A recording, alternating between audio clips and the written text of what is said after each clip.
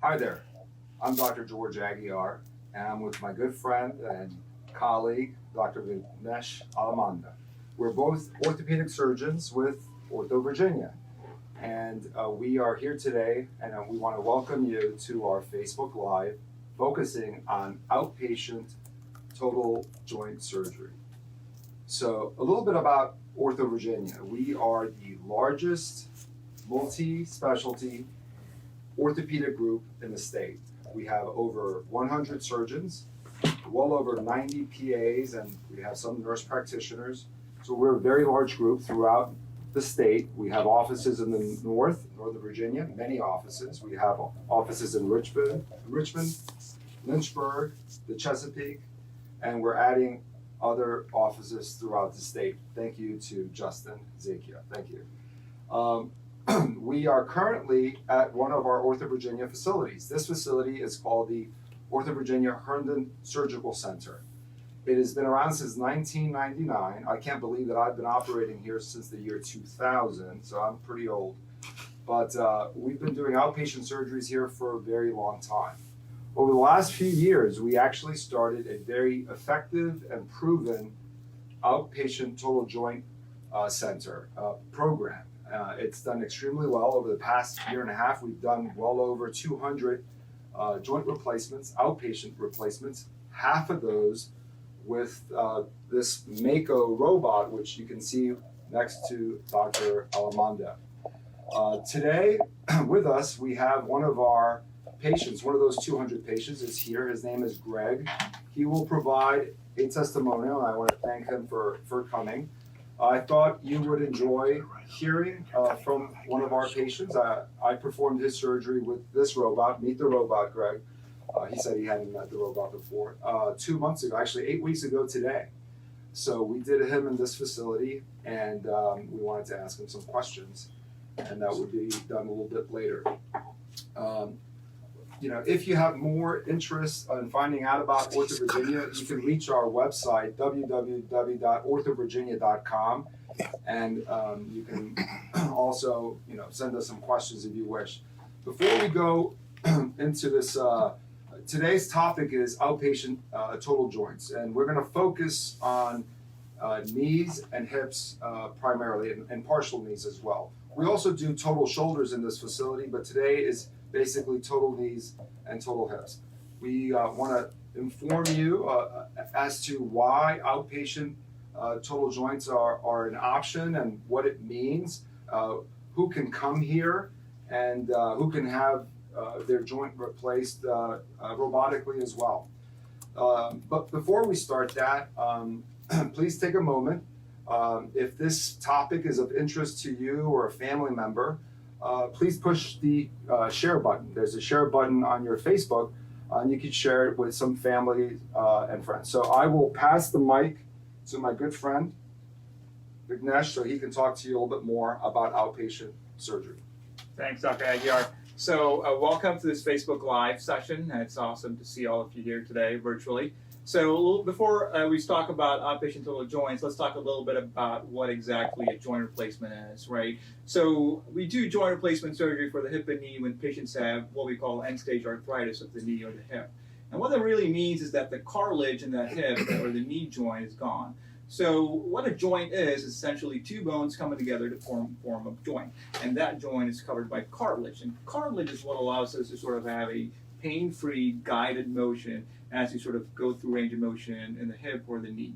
So when that wears away, hip or a knee replacement essentially is a resurfacing operation where you remove the diseased part of the cartilage and put in an artificial implant in. What that then allows for you to do is to have a painless sort of range of motion and allow you to do your activities in an efficient form. Now, arthroplasty or joint replacement has been around for quite a number of years, about 50, 60 years or so. But that process has changed significantly since its inception. So in the first stages of joint replacement in the 1960s and 1970s, patients often were admitted to the hospital. They spent 14 days in the hospital, went to rehab after surgery or after their surgery and their hospital stay, and it was a long, sort of arduous process. But now things have changed a little bit, right? So we're doing surgery in a more minimally invasive fashion. We're using advanced technologies like the robotics that Dr. Aguiar showed you, and things like that to kind of help speed up recovery, help get you back to your life faster. And outpatient joints in particular has particularly been going up in percentage. So back in the early 2000s, outpatient joints was only about a few percentage of the total joint population. But now more and more patients are sort of choosing outpatient total joints. Patients are not wanting to stay in the hospital, understandably so, right, with recent pandemics and things like that. Changes in the way we do the surgery, changes in the way we sort of do the perioperative anesthetics, all those things have sort of changed in the way in which we provide care for total joint replacement patients. So the game has really changed, and I think the future is in total joint replacement in the outpatient setting. So we'll sort of answer questions in just a little bit, but we'll start off on some sort of key talking points. So Dr. Aguiar and I'll go back and forth in answering some of the big broad topics, and then we'll sort of focus on taking your questions. Okay, perfect. Thank you both. I know a couple people are having some issues with the sound, so I'm going to try and talk loud, and I know you all are too, so thank you. The first one, Dr. Alamanda, what are some common causes for hip and knee pain? That's a very good question, right? So hip or knee pain is usually, in the older population, is usually from arthritis. But there's a reason why patients often get arthritis. So a couple of reasons. Part of it is genetics, right? If your mom, if your granddad, grandmom had arthritis, chances are you're more likely to get it, right? As you sort of put more wear and tear on the knee or the hip, the cartilage sort of wears off. There's also a category called post-traumatic arthritis. If you were involved in an injury or an accident that sort of led to damage to the chondral surfaces or the cartilage, then you're going to be predisposed to getting arthritis a little bit earlier. You could be sort of born with it. So if you have dysplasia, for example, in which the socket of the hip, for example, is not fully formed, then you could sort of have arthritis from a deficient or a shallow socket. If you have some sort of medical problems like rheumatoid disease, or if you're on prednisone, you could get what is called avascular necrosis, and that could sort of lead to arthritis. But eventually, all this sort of leads to the same final pathway, which is sort of the destruction of the cartilage. Unfortunately, once cartilage is gone, it's gone. Okay, thank you. Dr. Aguiar, when is it time to see a specialist? Well, if you have obviously pain, swelling, dysfunction, disabilities, when you feel like you're not able to do your active lifestyle activities that you enjoy doing, your sporting activities, walking, all these things are reasons to come see us to determine whether you have an arthritic joint. So pain and swelling are probably the two reasons that we see patients, and we try to determine, as Dr. Alamanda was mentioning, the type of joint damage they may have, and and then try to give the patient the severity scale. Where are we in this progressive condition? Is it mild? Is it moderate? Severe? So to answer your question, it's basically pain and swelling and a level of disability is the reason why most patients would come and seek our attention. Okay, perfect. Dr. Alamanda, back to you. Can you discuss some treatment options? Yeah, so treatment for arthritis is very broad and dependent on the stage of the arthritis that you have. So if you're early on in the arthritis spectrum, then we use non-operative modalities. So things like physical therapy to help strengthen the muscles around the joint so that we take less pressure on the joint. We can do cortisone injections and gel injections to kind of help restore some function and sort of delay surgery. We can do anti-inflammatory medications, we can work on home exercise programs, and all those things are sort of viable non-operative methods to help sort of regain the function and the mobility of your joint. But when your arthritis is sort of severe and you've failed all these non-operative methods, then surgical treatment becomes a good option. And surgical treatment involves, depending on your age and how bad your arthritis is, most likely a joint replacement at that point in time. Okay, thank you. Dr. Aguiar, your turn. Can you discuss joint replacement surgical options, please? Sure. As Dr. Alamanda was mentioning, if the arthritis is severe enough to proceed with a replacement for the knee, which is what I do primarily, and Dr. Alamanda does knees and hips.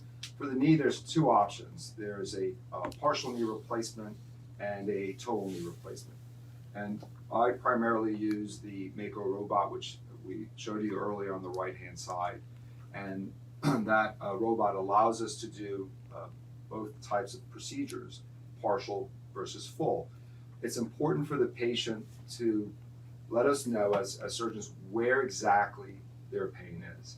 Because if their pain is isolated to one part of their knee, let's say it's the inner side called medial, the lateral side called lateral, or just the kneecap, there is a consideration for a partial knee replacement.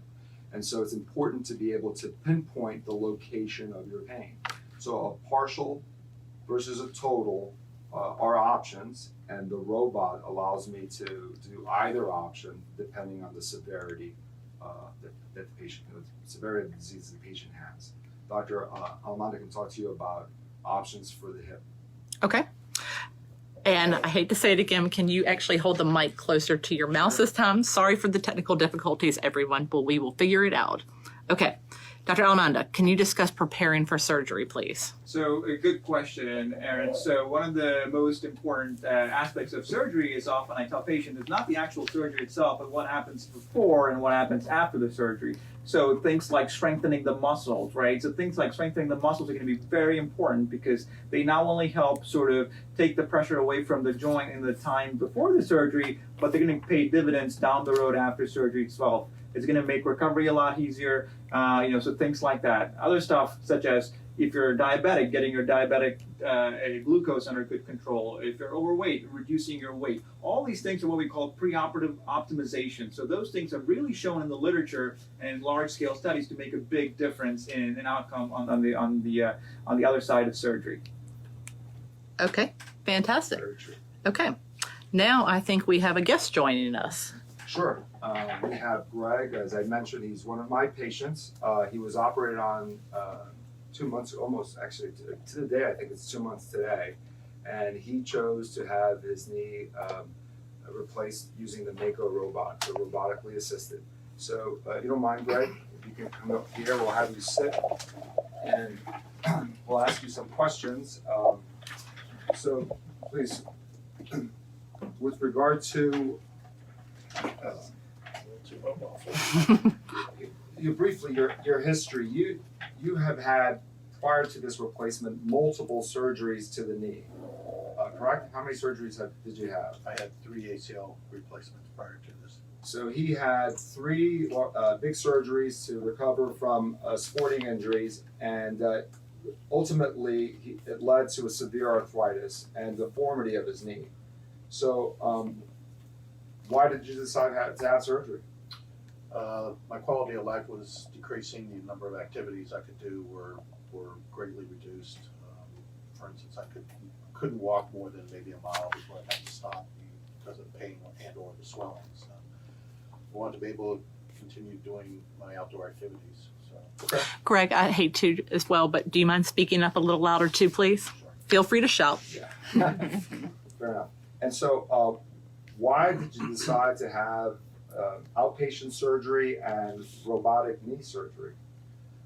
Well, I like the outpatient because I didn't have to have a lot of time in the hospital. The robotics sounded like a good option for me because part of my knee deterioration involved a shift. And I figured the robotics was probably a good option for me to make sure that there was a proper alignment of the bones. Okay. So tell us about the day of surgery. You had a spinal, right? It was done here. You had a spinal. Spinal block. Correct. And then you also had therapy. We partnered with Baker Rehab. They came to your house the day before or a few days before, and then they came to the house the day of surgery. Is that correct? That's correct. Okay. Tell us about your experience regarding the physical therapy. They helped me navigate around the house. They gave me some preliminary information prior to the surgery about, where I might move furniture, etc. And then once I had the surgery, they helped me navigate around with my walker and navigating where I could and where not. So tell us about the level of pain that you had after surgery. How much narcotics did you have to use? Did you have to use a lot? Was it pretty painful? Was there a lot of swelling? Give the patients an idea of what your first 2 weeks looked like. I guess it'd be what you would expect, constant nagging, pain, like an inner pain, but it wasn't extreme, but you had a hard time sleeping. Mm-hmm. It didn't really interfere with your mobility a whole lot, and I actually found that walking around actually helped reduce some of that pain. What about other milestones, like being able to go up and down stairs and get around the house and things like that? I was able to get around the house pretty quickly within the first couple days. Navigating the stairs wasn't difficult. I had a crutch that I used. For how long? Maybe a week. Okay. And then when did you start driving? About 2 weeks after the surgery. Okay. And then what did the therapist tell you when you went to physical therapy? I think you had a few sessions at home, and then you went to outpatient therapy. What did they tell you?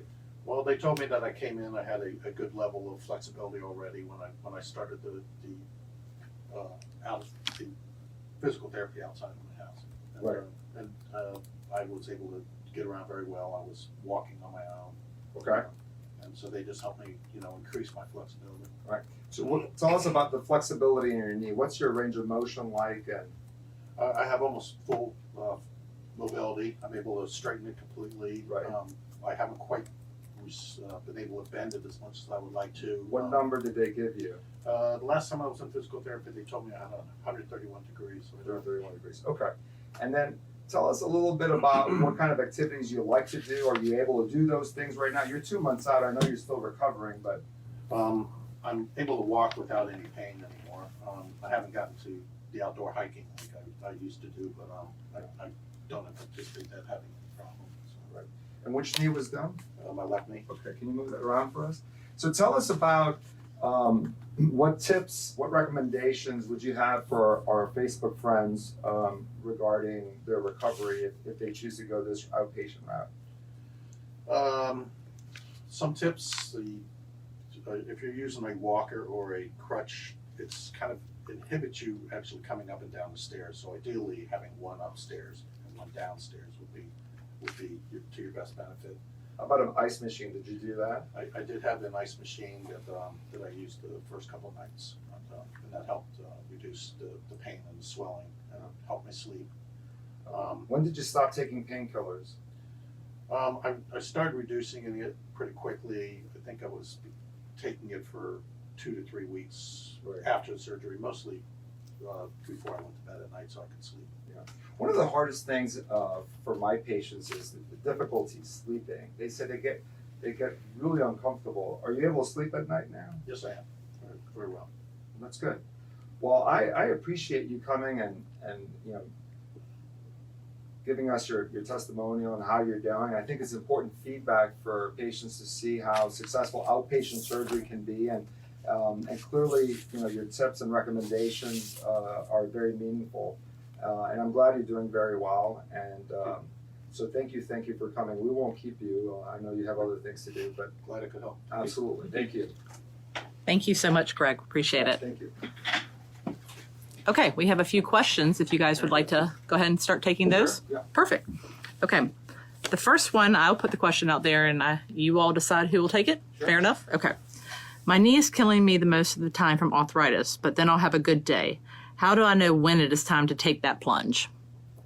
All right, sure. So arthritis tends to follow sort of what I call a stepwise fashion. You're going to have good days, you're going to have bad days. But overall, what arthritis tends to do is that it's going to have good days and bad days, but they'll overall kind of climb up. And then I usually tell my patients, when you're sort of planning your day around your knee or your hip, and sort of, I can't do the activity today, I can't do gardening today because my knee is going to kill me. And that's probably a sign that something needs to be done for that knee. It could be sort of conservative or it could be surgical, but that's usually a sign when patients know that's when they have to go see a doctor and see what needs to be done next at that point. Okay, perfect. The next question. What are the main benefits of having a total knee replacement using the Mako machine robot? Sure. Well, I'm a big believer, and I think we've done another Facebook Live on this topic. So the robot, to me, makes me a better surgeon. I think it makes me much more precise.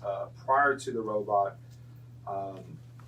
the traditional method is to eyeball it, and so I thought, why not have more information? Why not have information that gives us a better sense as to the patient's alignment in real time, mobility, customize the surgery to the patient, and in my opinion, also have reproducible outcomes where patients really don't struggle with extension. The flexion clearly, as Greg was mentioning, most patients will have some sense of some mild stiffness early on or significant stiffness early on. That's a possibility, but if you do the therapy, if you are under anesthesia, and you can see with the robot that the patient's range of motion is, I think Greg's was about under anesthesia 133, 134, so he's pretty close. It gives us a blueprint of what they're able to achieve outside of the operating room, and I can tell the patient, by the way, this is what I was able to achieve. So I think that this technology, which is proven and very effective, is a great way to be much more precise and customize the procedure in my hands for either a partial or a full. Okay, thank you.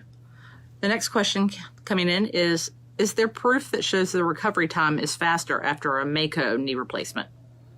So it's a very good question. So what we do know is that good component positioning is very critical for a good joint replacement, right? So whether it be a hip replacement or a knee replacement, as Dr. Aguiar just mentioned, the Mako robot or any robotic technology takes the guesswork out of the equation. Components are put in more precisely, our bony alignment is more precise, our bony cuts are more precise. What that all leads to is that patients are able to participate with physical therapy in a much smoother fashion and sort of progress their therapy at a much faster pace than if their components were malaligned or things like that. So in my experience, it's definitely sort of sped up the process and recovery because that sort of you're under the bell curve, you're avoiding the outliers essentially.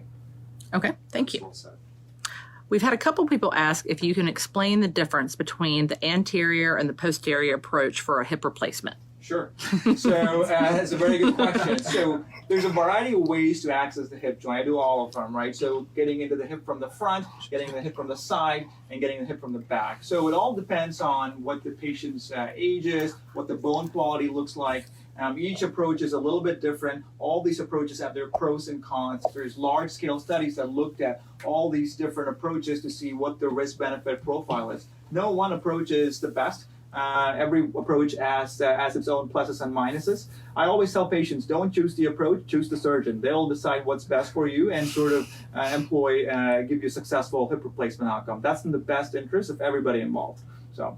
Okay, thank you. Okay. I hear you all have a HANA table. What are the benefits of using it?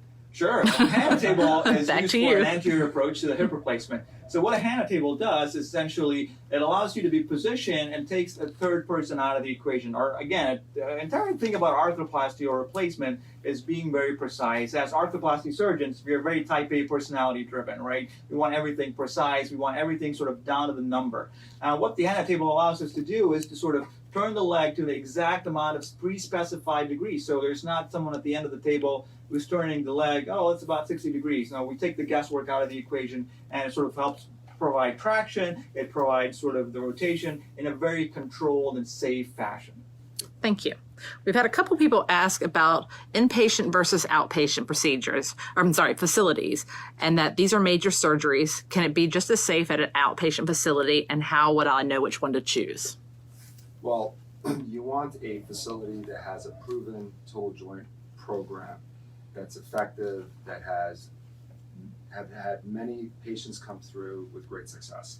So that's why, as I mentioned earlier, over the past year and a half, we've done well over 200 outpatient joints in this facility. So for me, it's easy to recommend patients coming here. The issue really becomes, the patient's health. And at this facility, we have a screening criteria. Our nurses, which are excellent, our anesthesia team, will look at the patient's chart and make sure that it is safe for them to come here.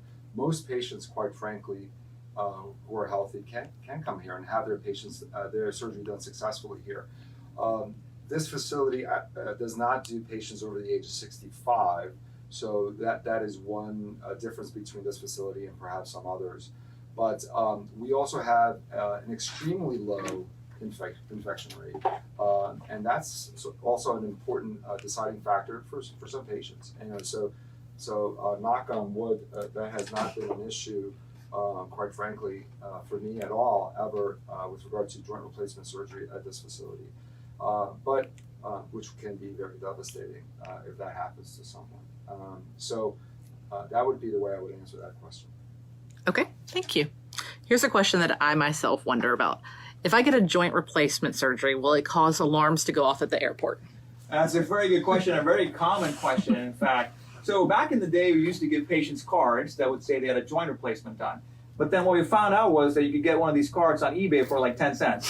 So we stopped doing that, right? So we're not doing that anymore. So, but with the new sort of scanogram that they're doing where you have your hands up at the airports, sometimes those scanograms will identify an implant, but they look like an implant, and if you show them your scar, the TSA people will usually let you sort of pass, and usually doesn't set alarms in that classic sense. Perfect, thank you. Okay, Such a common question. It really is. a lot of people were wondering about it. Is the recovery time different with or without the robot? I think we touched on it briefly, but I do think early on it's a little bit quicker. There is less what we call dissection, where we try to do what's called releases with the robot, as opposed to the traditional way. And so I do think that it is, I'm a little bit more efficient, and I do think it's a less surgical time in my hands. And so I do believe that the recovery time is a little bit better. And in addition, I find that my narcotic use post-surgery is less in my Mako knee replacements.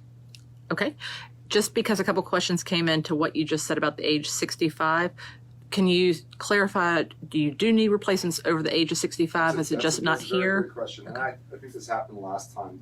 There's this misconception that because we don't do those procedures for patients over this age 65 that we cannot use the Mako robot. That's not the case. The Mako robot can be done at any age for any patient over the age of 65, and it's more common to do this procedure for patients over the age of 65, given the disease, the severity of the disease in that age group over the age of 65 and 70. Okay, thank you. Next question, is the incision smaller with the robot? So the incision is in my hands, independent of the robot, right? So the incision is sort of what you approach the knee. So as joint surgeons, we've sort of advanced the field and are sort of going to more minimally invasive approaches. So no longer gone are the days when incisions were really long and sort of maximally invasive, right? Now the entire knee can be accessed by an incision about this big. The hip can be accessed by an incision even smaller. And sort of we use, like Dr. Aguiar said, employ minimally invasive techniques. So for example, when we do a knee replacement, we don't cut any muscles. We just split the tendon and go into the knee, do the operation, and then come out with very minimal sort of muscle injury and things like that. Same thing with the hip. We don't cut any muscles. We spread the muscles to sort of open up the hip joint to where we need to see only what we need to see and sort of get in and get out essentially. Okay, thank you. A couple people have asked, what is the prosthesis made out of? Sure. So the prosthesis, so for the knee, the tibia, which is the bone, the leg bone, we put in an implant made out of titanium. On the femoral side, we have an option. We can either do an implant that's made out of cobalt chrome, or for patients who are nickel allergy, we can do something called zirconium or oxidized zirconium. On the hip side, most femoral stems are made up of titanium. And most acetabular component, which is the socket, is made up of a titanium shell as well. For the hip side, there's a ball. That ball, for most patients, is a ceramic ball, and then it is coupled with a plastic or a high-grade polyethylene on the acetabular side. So what actually articulates on the bone and socket is a ceramic against a plastic or a polyethylene. And then for the knee side, we use a similar polyethylene that goes between the two components, between the two femoral and the tibial component. So is it fair to say that the replacements are custom made for the patient? They're very much custom made, right? So we sort of use sort of the sizing, the patient's age, and what the bone quality looks like in deciding what implant we put in, deciding if you're going to supplement it with screws, for example, on the hip side. Are we going to use cement? Are we going to press fit the knee? So each decision that we made along the way is very customized and very personalized to that particular patient. Okay, thank you. We have a couple of people asking, if you need both a knee and a hip replacement, how do you choose which one to do first? Good question. So I always say work from top down, right? So everything that you do sort of carries its effect down the road. So if someone has both hip and knee replacement or knee arthritis, I usually say do the hip first and then the knee second. Usually, in a small percentage of patients with hip pain can also get referred knee pain. So a lot of their knee symptoms might actually be driven from their hip pain. So I usually advocate a top-down approach. Okay. We have a lot of people asking about how long the knee replacements and the hip replacements last. Sure. You can answer that. Well, you go, Greg. Sure. So the technology has changed a lot. Back in the day, the problem with the knee or hip replacement used to be the plastic bearing, the polyethylene. Those would sort of break down and wear off over time, and we would get sort of all these nasty reactions to those byproducts. The body does not like plastic being worn down in your body, so the body would have osteolysis or bone sort of dissolving and things like that. But we have made significant improvements in the way the plastic components are manufactured, in terms of the oxidation rates, in terms of the wear pattern, that, you know, the most recent generation that were developed about 20 years ago are still out and going strong. So I suspect for most patients, their index procedure, which is the first procedure, if done really well, is going to last their lifetime. Okay, thank you. We've had a couple of people ask about the physical activity and when it can be resumed after a knee replacement. And I know Greg had said he was able to start gardening, so you could touch on that. Sure. So we really don't want patients to be aggressive with their new knee replacement early on. You know, let the soft tissue quiet down, let the swelling go away, and really that's the key, is to work on your flexibility and wait till the swelling has gone down before you try to, you know, to do anything that's strenuous. As far as walking, we recommend you start walking right away. We start full weight. We recommend you get on a stationary bike. We recommend that you do some pool therapy once the wound has completely healed. And I would say that's usually after about 6 weeks. We want to make sure that that wound is perfect.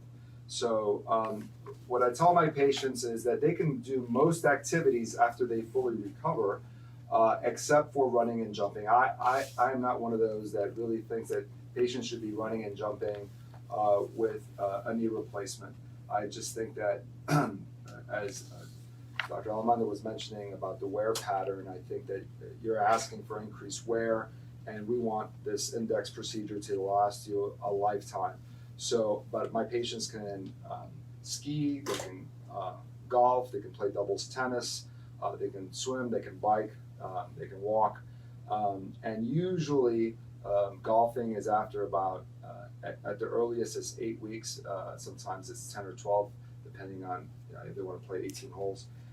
But you start playing your short game at about 6-8 weeks, and then the longer clubs a little bit later than that. Tennis and activities like that, I think the best thing to do is give it at least 4 months, sometimes 6, depending on how well they're doing. You just customize their activities based on how well they're doing, how well their soft tissue is, if all the swelling is gone. The knee may stay swollen a little bit longer than we'd like, and so in that setting, I think you have to sort of be careful that you're not trying to aggravate the knee that's trying to heal. Okay, thank you. Yeah. We've had a couple of people ask about physical therapy and what your recommendations are going into surgery and then after surgery. So a good question. So for a knee replacement, I always tell patients one of the benchmarks that we use for the operation is range of motion. So preoperative range of motion, as in many studies, has been shown to be one of the best predictors of predicting postoperative range of motion. So I tell patients, the better your motion is preoperatively, the better your motion will be postoperatively. So I will do everything in my hands to get you the best motion I can get you in the operating room. The goal is to preserve that motion after you leave the operating room. And a lot of that comes down to the therapy and the work you put in before and the work you put in after to kind of help preserve that motion. For hips, the paradigm has shifted a little bit. We used to send all physical or all total hip replacement patients to PT, but now we're not doing that anymore. For all my total hip replacement patients, PT is optional. So I sometimes send them to therapy before the surgery to help strengthen their muscles and stuff like that. But for most hip replacement patients, physical therapy, activities of daily living essentially suffices as physical therapy for them. Okay, thank you. We've had a couple people talking about their knees giving out walking up the stairs. Is that an indication of needing a replacement? That's a very common symptom. Patients say, my knee gave out, my knee gave out. And I often have the conversation with the patient that the most common cause for the knee giving out in an older patient, someone who has some early arthritis, is actually the swelling in the knee. It shuts down the quads, the quad receptors, and the knee tends to buckle. So a swollen knee or an effusion in the knee is a common cause, probably the most common cause for the knee buckling. And the patients feel like, well, is there something wrong? Did I tear a ligament? Is my knee loose? And it's usually the swelling from the arthritis. So it's a good reason to come in. It's a good reason to get assessed and x-rayed. And if we can handle conservatively the swelling, get rid of that swelling either by draining the knee or injecting the knee or giving you an anti-inflammatory or some physical therapy, the majority of patients will do well initially until their arthritis or osteoarthritis gets much more severe. But that's extremely common. Okay. We've had a couple people ask that if, in regards to the hip or the knee, if you replace one side, how long do you need to wait before you have the other side done? Well, you may not need the other side done, but if both knees are arthritic, usually we tell patients that give it about 3 months, make a decision at about 2 to 3 months, especially if they're eager to get it done soon. Sometimes with a good knee replacement that's pain-free, patients may be able to hold off on the other side for quite some time. So I do believe that 3 months is probably the earliest that I would tell patients to do it. You could do it sooner, clearly, but that's the conversation that I have. With regard to hips, I'll leave that to Dr. Alamanda. That's a good question. A lot of patients ask that. And a lot of the time it depends on why you developed the arthritis in the first place, going back to what we talked about in the beginning.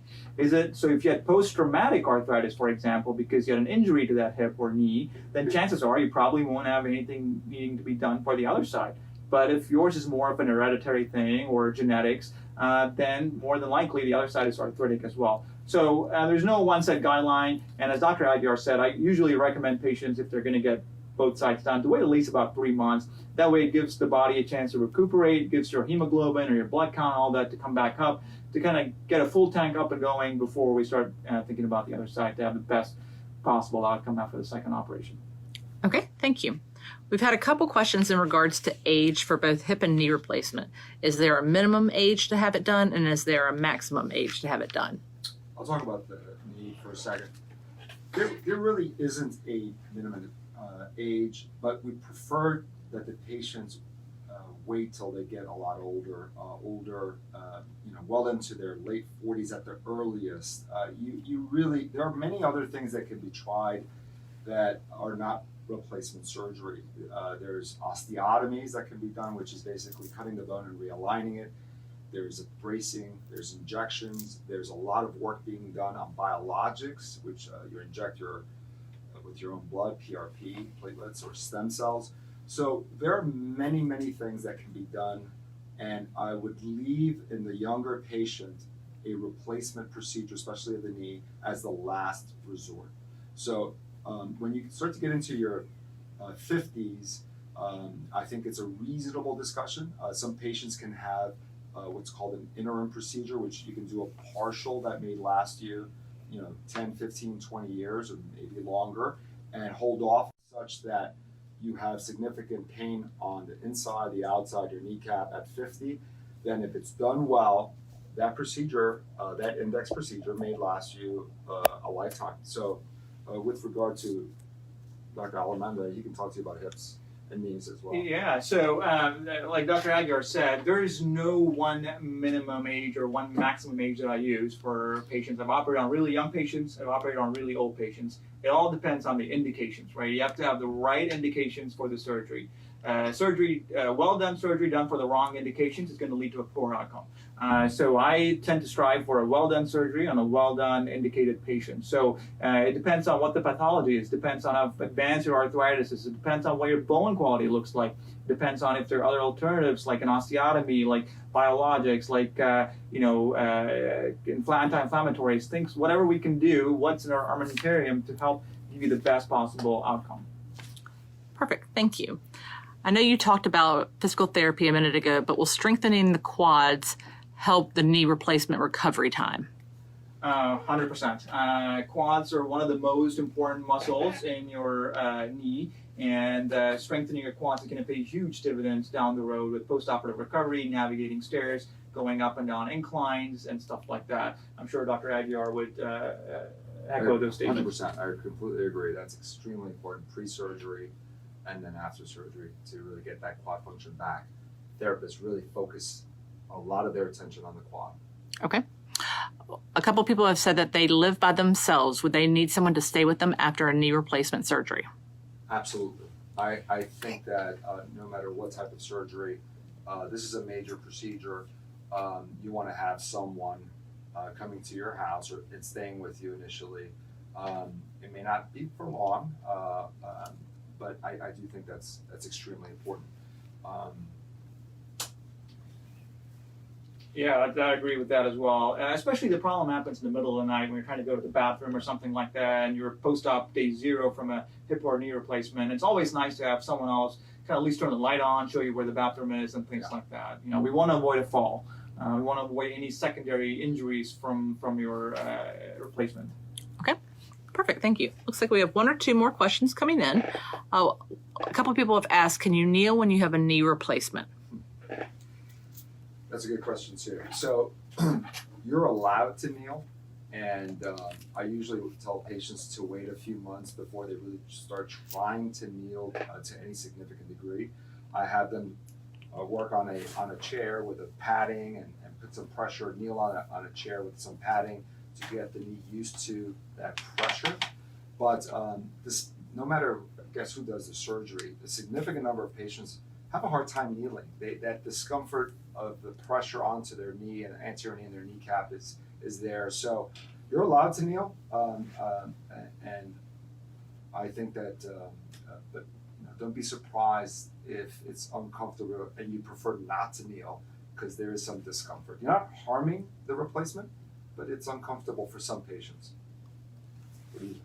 I agree with that. It's just people often say it's weird. In my experience, it's not that it's painful, but it's just weird, and over time that improves as the nerves around the incision sort of heal and things like that. But patients often notice it is a little weird, and like Dr. Aguiar said, I usually recommend that people stay off the knee wound, for a few weeks at least after surgery, just so that they are the wound heals, and then they slowly progress by using a padded surface and things like that.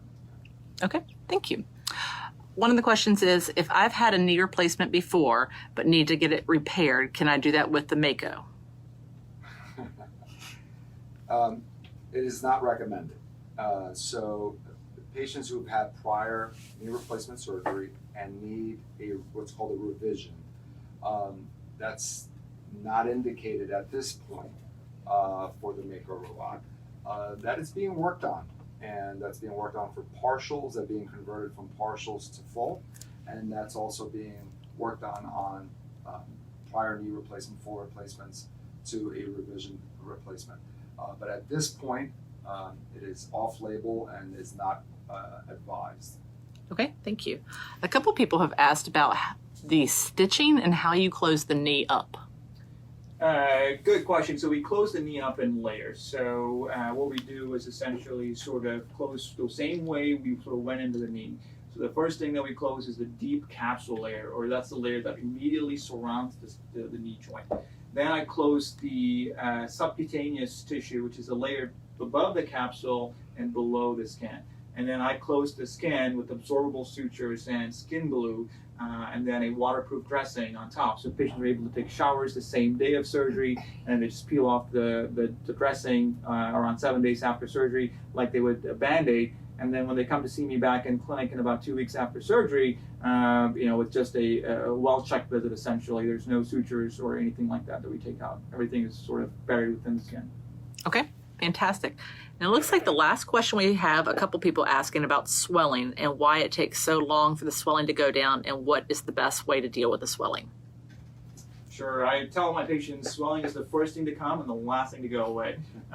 So swelling is unfortunately happens partly because of surgery, partly because of the inflammatory process that happens from the replacement. And because of gravity, what happens is that even though it's your hip or knee being replaced, your swelling is most prominent in your ankle. And bruising sometimes can be seen in your ankle and your leg as well. And all that is because of gravity. Everything just sort of floats downhill. So I tell patients, elevate it if you can, ice it, keep the inflammation low, wear compression socks and things like that to kind of keep the swelling up. Keep the legs moving. Ankle pumps are great exercises. The more you move, the more the circulation happens, the more the veins sort of pump the blood back and pump the swelling back. And those are all little things that you can do to sort of keep swelling down.